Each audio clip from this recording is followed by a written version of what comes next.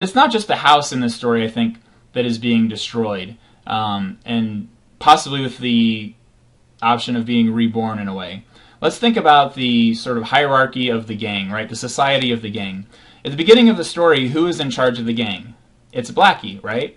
But then Trevor, or T, because apparently Trevor is a silly name for a reason I can't really understand.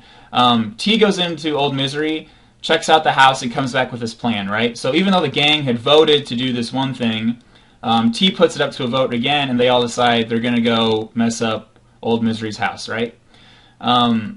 So at that point, Blackie sort of loses his leadership role. His leadership role is destroyed. And then T assumes authority. He becomes the leader. But what happens later in the story? Well, on page 120, T is trying to figure out what's going to happen. They're talking about Old Misery possibly coming back. Just give me a minute and I'll fix it. I swear I'll fix it. So T's getting a little bit panicked. His authority had gone with his ambiguity. He was only one of the gang. So at the beginning of the story, Blackie's in charge. Then T has this idea, and T becomes in charge. And then when T gets stumped, he sort of falls away from the leadership role, and Blackie sort of reascends in a way. So later on page 120,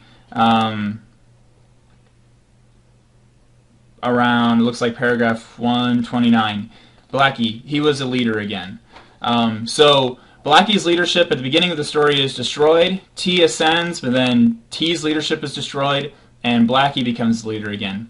Although at the end of the story, even the leadership doesn't seem to be quite as authoritative as it used to be, right? At the beginning of section 4 on page, this looks like 122, second sentence of section 4, the question of leadership no longer concerned the gang.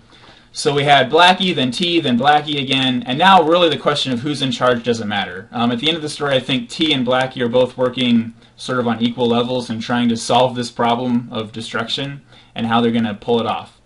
So the only thing being destroyed is not just the house, and there's maybe the possibility of the house being rebuilt, but there's also the destruction of Blackie's leadership allows him to reascend later in the story, and I think that's really interesting.